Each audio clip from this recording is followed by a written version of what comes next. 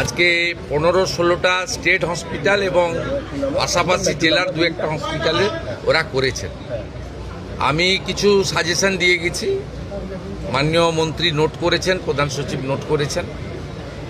আমি এটাকে 30শে জুলাইয়ের মধ্যে বলেছি সাব ডিভিশন লেভেলে নামিয়ে দিতে এবং কিচেন পর্যন্ত মনিটরিং করতে। বাইরে পার্কিং এবং যেখানে আমাদের ফেয়ার প্রাইস সব রয়েছে, আগামী দিনে জনঔষধি কেন্দ্র হবে, সেই জায়গাগুলো ঠিকঠাক করে দেখতে।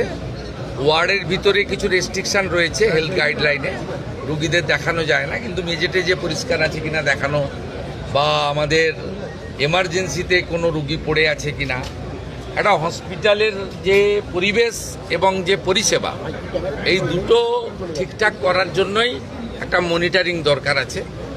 এটা তারা করতে পারবেন। আমি ইনিশিয়ালি স্টেট হসপিটালগুলোতে যেটা দেখেছি, আমার পরিচ্ছন্নতা দেখে ভালো লেগেছে এবং আউটডোরগুলোতে একটা সিস্টেমে ডিসিপ্লিন ওয়েতে কিউ মেনটেন করে যেভাবে এন্ট্রি হচ্ছে বা তাদের চিকিৎসা হচ্ছে, এটাও ইনিশিয়ালি ভালো লেগেছে। এবং এটা আপনাদের জেনে রাখা দরকার, এটা মাননীয় মুখ্যমন্ত্রী বা মন্ত্রীদ্বয়ের সাডেন ভিজিট ছিল। আমি 9:45-এ ইচ্ছা প্রকাশ করেছি, যেহেতু আমি কাছেই থাকি এখানে চিনার পার্কে। আমাকে নবান্ন যাওয়ার পথে আমি 9:45-এ জানিয়েছি, 11:05-এ এসেছি। আমি এনাদের কিছু ইনপুট দিয়েছি, কিছু ওনারা আমাকে ইনিশিয়ালি দেখিয়েছেন, গ্র্যাজুয়ালি ইমপ্রুভ করবে এবং পরিবেশটাও বদলে যাবে এই বিশ্বাস আমি রাখি। অফিসাররা, আধিকারিকরা দে আর ফুললি কম্পিটেন্ট, ইন্টেলিজেন্ট, ডাইনামিক।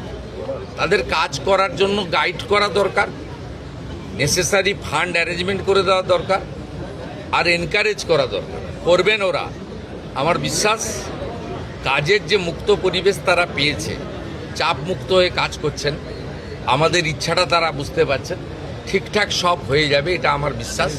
আমি চাই আগামী দিনে 54 টাকা মাত্র 3 বেলা খাওয়ারে ছিল, 110 টাকা এই সরকার করে দিয়েছে।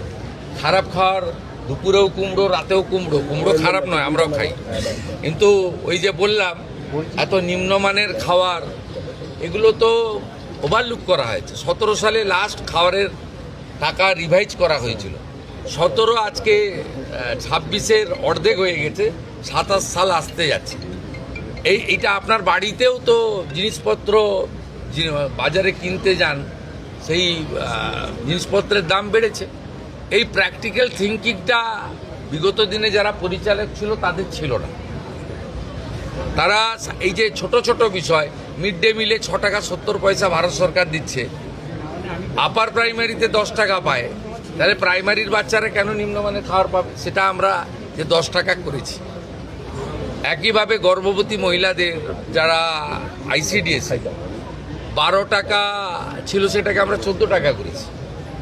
সেখানে আপনার 8 টাকা ছিল আইসিডিএস এর, একদম ছোট শিশুরা যায় যারা স্কুলে যায় না, 5-এর নিচে, সেই শিশুদের খাওয়ারেও আমরা 8 টাকার জায়গায় 10 টাকা করেছি।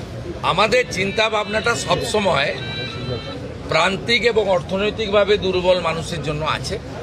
কারণ কোনো নেতা মন্ত্রীর লোকেরা সরকারি হসপিটালে যায় বলে আমার জানা নেই, তারা প্রাইভেট হসপিটাল অ্যাভেল করেন। বড় বড় আধিকারিকরাও তাই করেন, যারা হাই ইনকাম গ্রুপ। ন্যাচারালি এখানে যারা আসেন তাদেরকে পরিষেবা দিতে হবে এবং সব হসপিটাল থেকে দালাল রাজ মুক্ত করতে হবে এবং মানুষকে সুন্দর পরিষেবা দিতে হবে। এবং আমরা ভারত সরকার নাম দিয়েছে আয়ুষ্মান মন্দির।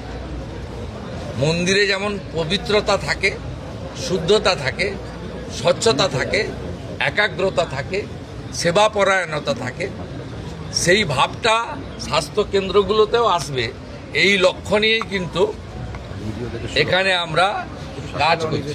স্বাস্থ্যকর্মীদের তো সুরক্ষা আমরা দিবই, এবং তারা, আমি নার্স বোনেদের, দিদিদের দেখলাম অ্যাপ্রন, গ্লাভস, সুন্দর করে ড্রেসে আছেন, খুব সুন্দর। আমি প্রধান সচিবকে বলেছি মন্ত্রীদ্বয়কে রেখে সামনে যে ল্যামিনেশন করা ব্যাচ করে দিতে। আপনারা মাঝে মাঝে দেখান যে ইঞ্জেকশন দিয়ে ফেলেছে, ট্রলি যার নিয়ে যাওয়ার কথা, যার সিকিউরিটি দেওয়ার কথা, সে সেলাই করে দিয়েছে। এইটাকে সেগ্রিগেট করার জন্য, চিহ্নিত করার জন্য বা আলাদা করার জন্য বিভিন্ন স্তরে বিভিন্ন কালারের ল্যামিনেশন করা ব্যাচও চালু করতে বলা হয়েছে। এবং আমি যেটা কলকাতাতে জোর দিতে বলেছি, তারাতলার ইনসিডেন্টের পরে নিজে চোখে দেখার পরে এখানে ট্রমা দরকার বলতে নেই, কিন্তু বড় ডিজাস্টার হলে গেলে কিন্তু সামলানোর ক্ষমতা সরকারি হসপিটালের নেই। 50-100 জন পর্যন্ত সামলে দিতে পারে, আমি দেখেছি। তাই অন্তত 250 জনকে মানে 1 মিনিটে প্রাইমারি পরিষেবা দিতে পারেন এমন একটা ট্রমা সেন্টার বানানো উচিত।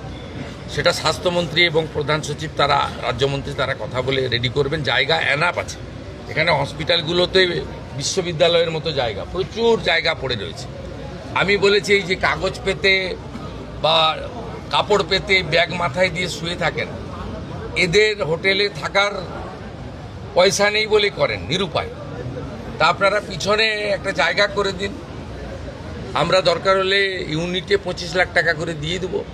আপাতত আপনার পাইপের লোহার যেগুলো আছে সে সেট বানিয়ে ভালো করে মেজে দিয়ে একটা কমন ইউরিনাল ল্যাট্রিন দিয়ে ফ্যানের ব্যবস্থা করে এটাও করতে পারেন, এটাও আমরা বলেছি। বার্ন ইউনিটে আমরা একটু উইক আছি, এসএসকেএমে 60টা আছে, আরও কোয়ালিটি ইমপ্রুভ করতে হবে, আরও ভালো আমাদের ডক্টরবাবুদের দিতে হবে, মানে হাই স্কিল ডক্টরবাবুদেরকে বার্নের ক্ষেত্রে জোর দেওয়া দরকার রয়েছে। এই কিছু কিছু বিষয় এই 1.5-2 মাসে আমার যা অভিজ্ঞতা আছে বলেছি, এরা করতে পারবে আমার বিশ্বাস রয়েছে। এসএসকেএম ইতিমধ্যে 100 বেড বাড়ানো হয়েছে, এখনও 300 শর্টফল হয় বলে আমার মনে হয়েছে।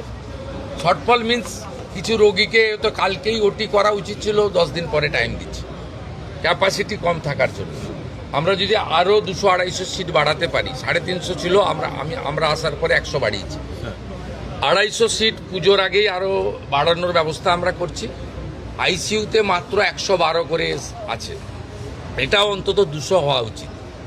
তাহলে আইসিইউ নিয়ে মানে ওজোর আপত্তি, অনুরোধ, বাধ্য হয়ে প্রাইভেট হসপিটালে যাওয়া এটাও কমবে। এই অনেকগুলো আপনার ওই কন্ট্রোল রুমটা নিয়ে যাচ্ছে, এই কন্ট্রোল রুমটাকে লাইভ মনিটর এই জন্য করা হয়েছে যাতে কোনো দালাল, যাকে আজকে সকালে ওখানে দেখা গেছে, কাল সকালে দেখতে না পাওয়া যায়। এটা একটা বড় উদ্দেশ্য, কিন্তু ব্রোকারদের হাঁটানো। রুগী কখনো 2 দিন পর পর যাবে না ব্লাড টেস্ট করতে, রুগী কখনো আলট্রাসোনোগ্রাফি করতে পরপর 2 দিন যাবে না, তাহলে চিহ্নিত হয়ে যাবে একটা লোক যে সোমবার সকালেও দাঁড়িয়ে আছে, মঙ্গলবারও দাঁড়িয়ে আছে, বুধবারও দাঁড়িয়ে গেছে। আপনাদের আমি চলে যাওয়ার পরে এটা দেখুন ফুল পেজেড হয়নি, কিন্তু ইনিশিয়ালি এটা স্টার্ট হয়েছে।